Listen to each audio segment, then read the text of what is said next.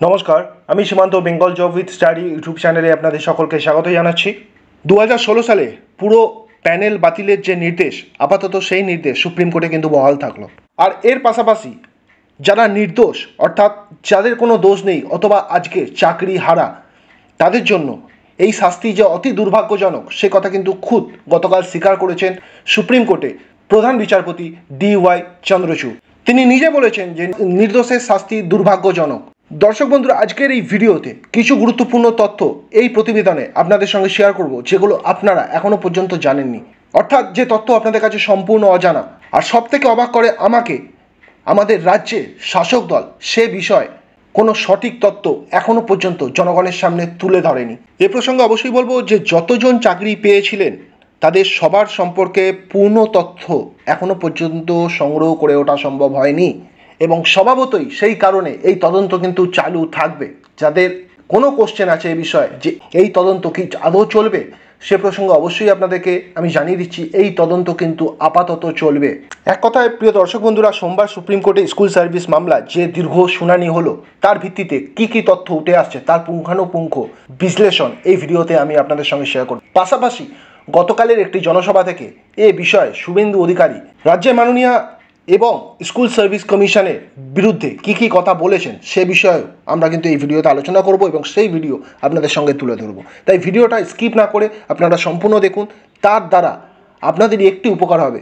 যে সমস্ত অজানা তথ্য আপনাদের কাছে অজানা ছিল এতদিন, সেই তথ্যগুলি আপনারা হয়তো জানতে পারবেন এই প্রতিবেদন থেকে। আমরা জানি সোমবার সুপ্রিম কোর্টে স্কুল সার্ভিস মামলা একটি দীর্ঘ শুনানি ছিল এবং এক ধাক্কায় 25,753 জন শিক্ষক এবং অশিক্ষক কর্মচারীর চাকরি বাতিল করে গত সোমবার মাইল ফলক একটি ঐতিহাসিক রায় দিয়েছেন কিন্তু আমাদের কলকাতা হাইকোর্ট। এবং তার ফলস্বরূপ যে প্রথম পয়েন্টটি আমি আলোচনা করব সেটি হলো যে উচ্চ আদালতের সেই রায়ের ওপর এদিন কোনো স্থগিতাদেশ কিন্তু দেয়নি সুপ্রিম কোর্ট, কিন্তু সুপ্রিম কোর্ট পর্যবেক্ষণে জানিয়েছে 25,000 জনের চাকরি কেড়ে নেওয়া হলো। এটি একটি গুরুতর বিষয়। পুরো নিয়োগ প্রক্রিয়াতে যদি জালিয়াতি না হয়ে থাকে তাহলে এই 25,000-এর মধ্যে যোগ্য অযোগ্য কি করে আলাদা করা সম্ভব, প্রশ্নটি রেখেছেন গতকাল মাননীয় বিচারপতি DY চন্দ্রচূড়।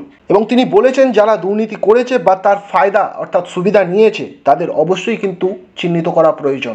দ্বিতীয় পয়েন্ট, দর্শক বন্ধুরা, প্যানেল বহির্ভূত নিয়োগ নিয়ে প্রশ্ন তুলেছেন সুপ্রিম কোর্টের প্রধান বিচারপতি DY চন্দ্রচূড়। তিনি বলেছেন যাদের নাম প্যানেলে ছিল না তাদের নিয়োগ করা হয়েছে, এটা পুরোপুরি একটি জালিয়াতি। তৃতীয় পয়েন্ট, আইনজীবী রাকেশ দ্বিবেদী বলেছেন এদিন যে বেআইনিভাবে 8,000 জনকে চাকরি দেওয়া হয়েছে বলে CBI খুঁজে পেয়েছে, এবং তাহলে সবার চাকরি কেন বাতিল করে দেওয়া হলো।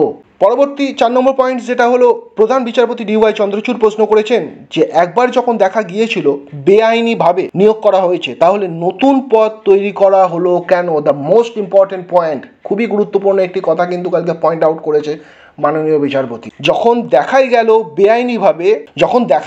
বেআইনিভাবে নিয়োগ করা হয়েছে তাহলে নতুন পদ তৈরি করা হলো কেন। পরবর্তী পয়েন্টটা খুবই গুরুত্বপূর্ণ, যেটা শুনানির সময় আইনজীবী দুষ্মন্ত দাবে বলেছেন গোটা নিয়োগ প্রক্রিয়া শুরু হয়েছিল 2016 সালে এবং 2018 সাল থেকে নিয়োগ শুরু হয়। এই মামলা প্রথমে কলকাতা হাইকোর্টের সিঙ্গল বেঞ্চের বিচারপতি অভিজিৎ গঙ্গোপাধ্যায় বেঞ্চে শুরু হয়েছিল, পরে যিনি ইস্তফা দিয়ে বিজেপিতে যোগ দিয়েছেন, এবং এই মামলার ভিত কিন্তু এটি। এ প্রসঙ্গে প্রিয় দর্শক বন্ধুরা আপনাদেরকে অবশ্যই বলবো যে সত্যিকারে আজকের দিনে দাঁড়িয়ে এই কথাটা বলতে বাধ্য হচ্ছি, যদি রাজ্য সরকার এই কাজটি না করত, অর্থাৎ বিচারপতি সিঙ্গল বেঞ্চে কলকাতা হাইকোর্টের তৎকালীন মাননীয় বিচারপতি অভিজিৎ গঙ্গোপাধ্যায় সিঙ্গল বেঞ্চের রায়কে যদি সুপ্রিম কোর্টে না যেত, তাহলে আজকে হয়তো এই যারা যোগ্য ক্যান্ডিডেটস আনুমানিক 20,000 যে সংখ্যাটা বলা হচ্ছে তাদেরকে হয়তো চাকরি খোয়াতে হতো না। কারণ তৎকালীন হাইকোর্টের সিঙ্গল বেঞ্চের বিচারপতি এই 26,000 তালিকার মধ্যে আনুমানিক 5,500 থেকে 6,000 অর্থাৎ যারা অযোগ্য তাদের বিষয়ে তদন্ত চালু করবার একটি নির্দেশ দিয়েছিল, শুধুমাত্র তাদের বিষয়ে। কারণ তার মনে হয়েছিল যে এই ডিজিটটা অর্থাৎ 5,000, 5,500, 6,000-এর মধ্যে একটি তিনি গরমিল পরিষ্কার দেখতে পেয়েছিলেন, এবং তারই ফলস্বরূপ এই 5,000, 5,500 যে সংখ্যাটা অর্থাৎ অযোগ্য ক্যান্ডিডেটসে বারবার বলা হচ্ছে তাদেরকে নিয়ে তদন্ত একটি চালু রাখবার কথা তিনি বলেছিলেন। কিন্তু রাজ্য সরকারের বিচারপতি অভিজিৎ গাঙ্গুলির এই রায়কে সুবিধা বলে মনে হয়নি, ভালো বলে মনে হয়নি। তার ফলস্বরূপ তারা সম্পূর্ণ রায়ের বিরুদ্ধেই গিয়েছিল কিন্তু সুপ্রিম কোর্টে, আর যার ফলস্বরূপ আজকে কিন্তু ভুগতে হচ্ছে পুরো 26,000 জনকে। চাকরি খোয়াতে হয়েছে সম্পূর্ণ 26,000 জনকে।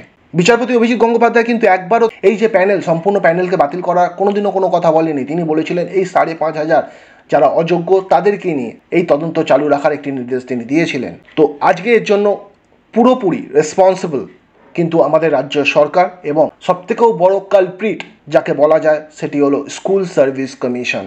কারণ গতকাল আইনজীবী মুকুল রোহতগি বলেছেন একজন অভিযুক্তর জবানবন্দির ওপর ভরসা করে কলকাতা উচ্চ আদালত সবার চাকরি বাতিল করে দিল। এটা কি করে সম্ভব? আবারও বলছি দর্শক বন্ধুরা, এর জন্য কিন্তু কোনোভাবেই বিচারপতি অভিজিৎ গঙ্গোপাধ্যায় সেই রায়কে কোনোভাবেই কিন্তু দোষী করা যাচ্ছে না। যে তথ্য আপনাদের সঙ্গে ইতিমধ্যেই একটু আগেই আমি আপনাদেরকে শোনালাম। আইনজীবী মুকুল রোহতগি গতকাল বলেছেন যে যাদের চাকরি গেছে মনে রাখতে হবে তাদের পরিবারের অন্তত 4 জন তাদের ওপর কিন্তু নির্ভরশীল। পরবর্তী পয়েন্ট, সরকারি আইনজীবী মনিন্দর সিং গতকাল বলেছেন যে ওএমআর সিট গায়েব করে দেওয়া হয়েছে। এই প্রসঙ্গে দর্শক বন্ধুরা আরও একটি তথ্য আপনাদের সঙ্গে শেয়ার করি যে ওএমআর সিট কেন পুড়িয়ে দেওয়া হবে, কেন ডিস্ট্রয় করে দেওয়া হবে, ধ্বংস করে দেওয়া হবে, তার মানে সেখানেই গলত যে কখনোই স্কুল সার্ভিস কমিশন চায়নি যে ওএমআর তথ্য বেঁচে থাকুক, তাই সেই তথ্যকে সম্পূর্ণ পুড়িয়ে ফেলার চেষ্টা করা হয়েছে। কারণ ওএমআর তথ্য না পোড়ালে এই জালিয়াতি, এই বিভৎস জালিয়াতি কিন্তু করা যেত না। আর সবথেকে বড় কথা, এই ওএমআর তথ্য পোড়ানোর দায়িত্ব কারা করেছিল জানেন? যতদূর জানা যাচ্ছে Balaji construction, Balaji private limited একটি প্রাইভেট সংস্থা। যেই বালাজি প্রাইভেট লিমিটেড, যেই সংস্থাটি কনস্ট্রাকশনে কাজ করে বলে জানা যাচ্ছে, সেই বালাজি প্রাইভেট লিমিটেড এই কাজটি করেছে। এবং এই প্রসঙ্গে বিচারপতি DY চন্দ্রচূড় কিন্তু যে প্রশ্নটি রেখেছেন সেটি হলো ওএমআর সিট যদি নাই থাকে তাহলে যোগ্য এবং অযোগ্যদের আলাদা করা হবে কিভাবে।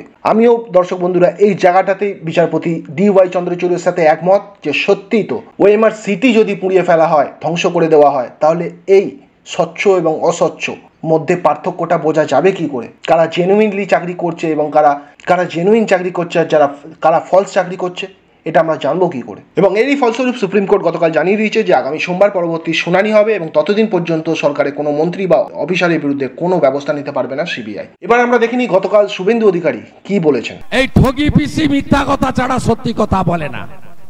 আপনারা বুঝেছেন, ইনি 11-র আগে বলেছিলেন যে ডিএ আপনার অধিকার, চাকরি আপনার অধিকার, 6 মাসের মধ্যে শিল্প এনে দেখিয়ে দেব। 21-এর আগে বলেছিলেন ডবল ডবল চাকরি। আজকে কি অবস্থা হচ্ছে? আজকে হাইকোর্টের রায়, সুপ্রিম কোর্টে স্টে অর্ডার হয়নি একটা পোরশন ছাড়া। এর জন্য দায়ী কে? কি বলছেন আমরা দায়ী? আপনি রাজনীতি করছেন। হাইকোর্টের জাজমেন্টে, ডিভিশন বেঞ্চে যে হলফনামা এসএসসি দিয়েছে তার 242 নম্বর প্যারা অর্ডার কপিতে দেখুন। এসএসসি কে যোগ্য কে অযোগ্য এসএসসি দেয়নি। 5400 এই অসীমা পাত্রর ভাইজি আছে। এদের বাঁচানোর জন্য আজকে হাজার হাজার যোগ্য প্রার্থীকে বলি দিলেন মমতা ব্যানার্জি। আমরা দায়ী নয়, কোর্ট দায়ী নয়, যারা কেস করেছেন লয়াররা দায়ী নয়। আপনি কেন বালাজি কোম্পানিকে দিয়ে সব ওএমআর পুড়িয়ে দেবেন? আপনাকে কে অধিকার দিয়েছে ডকুমেন্ট পুড়িয়ে দেওয়ার? যে বালাজি কোম্পানি কনস্ট্রাকশনের কাজ করে তাকে টেন্ডার দিয়ে ওএমআর গুলোকে সব নষ্ট করলেন। যোগ্যকে অযোগ্যকে হলফনামাতে দিলেন না, দায়ী তো আপনি। তো প্রিয় দর্শক বন্ধুরা, শুনতে পেলেন আপনারা যে বিরোধী দলনেতা শুভেন্দু অধিকারী কি বলেছেন। তো আপাতত যেটা দাঁড়াচ্ছে সেটা হলো শিক্ষক নিয়োগ কেলেঙ্কারিতে পশ্চিমবঙ্গের সরকারি আধিকারিকদের ভূমিকা নিয়ে আপাতত তদন্ত করতে পারছে না এই কটা দিন সিবিআই। আর গতকালের এই নির্দেশ নিয়ে পরপর দুবার কিন্তু ধাক্কা খেল পশ্চিমবঙ্গ সরকার সুপ্রিম কোর্টে। আর এ ব্যাপারে অবশ্যই বলবো, গতকাল সন্দেশখালী কাণ্ড নিয়ে একটি রায় চলছিল সুপ্রিম কোর্টে। আপনারা সকলেই জানেন সন্দেশখালীর পর এবার রাজ্যের যে এই শিক্ষক নিয়োগ দুর্নীতি মামলা, কলকাতা হাইকোর্টের রায়ের উপর কোনো স্থগিতাদেশ কিন্তু দেয়নি সুপ্রিম কোর্ট। অর্থাৎ সন্দেশখালী কাণ্ড এবং এই শিক্ষক নিয়োগ মামলা নিয়ে আমাদের কলকাতা হাইকোর্ট যে রায়টা দিয়েছে তার উপর কিন্তু আবারও বলছি কোনো স্থগিতাদেশ কিন্তু দেয়নি কিন্তু সুপ্রিম কোর্ট। অতএব আমাদের সকলকে যে পরবর্তী শুনানির দিন ধার্য হয়েছে 6 মে, সেই দিনের ওপর আমাদের কিন্তু তাকিয়ে থাকতে হচ্ছে। তো প্রিয় দর্শক বন্ধুরা, এই ছিল আজকের প্রতিবেদন। যদি ভালো লাগে অবশ্যই আপনারা লাইক এবং শেয়ার করবেন। আর এরকমই বিভিন্ন আপডেট পাওয়ার জন্য আমাদের Bengal job with study YouTube চ্যানেলকে আপনারা সাবস্ক্রাইব করে আমাদের পাশে থাকতে পারেন। নমস্কার।